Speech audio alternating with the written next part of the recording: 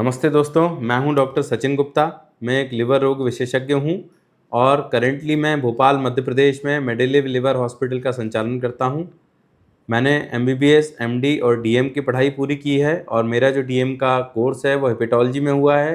Hepatology का मतलब है लिवर रोग विज्ञान। तो दोस्तों, आज मैं आपको एक बहुत ही कॉमन प्रॉब्लम के बारे में बताना चाहता हूं, जिसको कहते हैं फैटी लिवर डिजीज़। और आई एम श्योर कि ये सभी लोगों ने आजकल ये टर्म सुन रखा होगा, बिकॉज ये बहुत ज़्यादा कॉमन है। फैटी लिवर हर दूसरे व्यक्ति में देखने को मिल रहा है।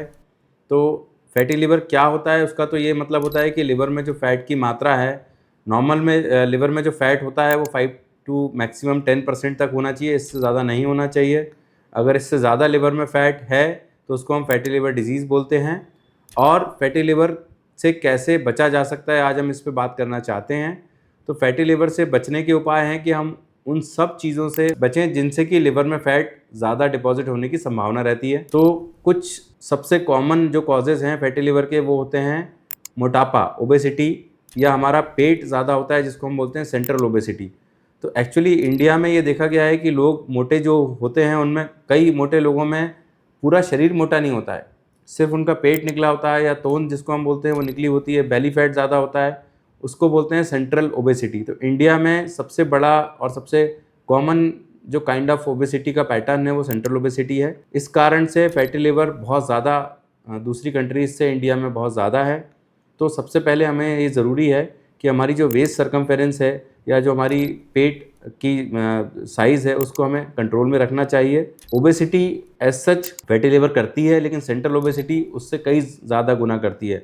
तो इसलिए सबसे ज़रूरी है कि बॉडी वेट्स कम करने से ज़्यादा इम्पॉर्टेंट है वेस्ट सर्कमफेरेंस या सेंट्रल ओबेसिटी को कम करना। तो ये जानना ज़रूरी है, अपने वेट को हमें कंट्रोल में रखना है।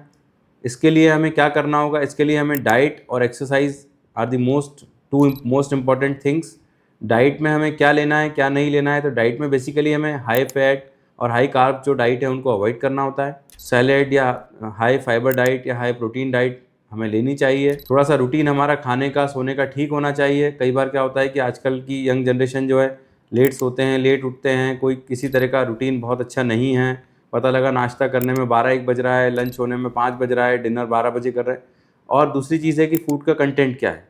तो प्रोसेस्ड फूड अगर ज़्यादा है, पैकेज फूड ज़्यादा है, हम फास्ट फूड बहुत ज़्यादा खाते हैं, तो उनमें कार्ब्स, फैट और यही सब चीज़ें होती हैं, बहुत सारे प्रिजर्वेटिव्स होते हैं।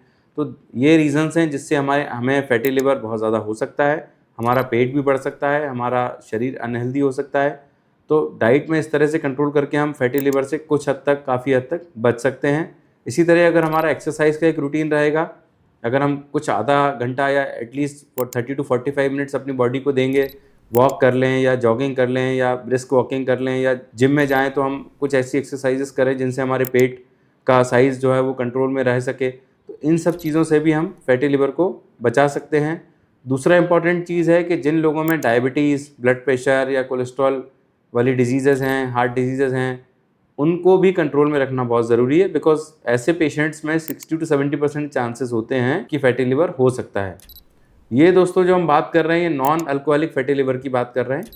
अल्कोहल एक ऐसा कॉज है जो अल्कोहल भी फैटी लिवर करता है, तो उसकी हम बात अभी इस वीडियो में नहीं कर रहे हैं, उसके लिए हम बाद में डिस्कस करेंगे। तो दोस्तों, अगर हम अपने वज़न को, अपने पेट के साइज़ को, अपने वेस्ट सर्कमफेरेंस को कंट्रोल में रखेंगे, अपना खान पान ठीक रखेंगे, अपनी दिनचर्या ठीक रखेंगे, स्ट्रेस कम से कम लेंगे और एक एक्सरसाइज का रूटीन बना लेंगे, नींद पूरी अच्छे से करेंगे, तो इन बहुत सिंपल से तरीक़ों से हम फैटी लिवर से बच सकते हैं। दोस्तों, वीडियो अच्छा लगा हो तो शेयर करें, सब्सक्राइब करें। धन्यवाद।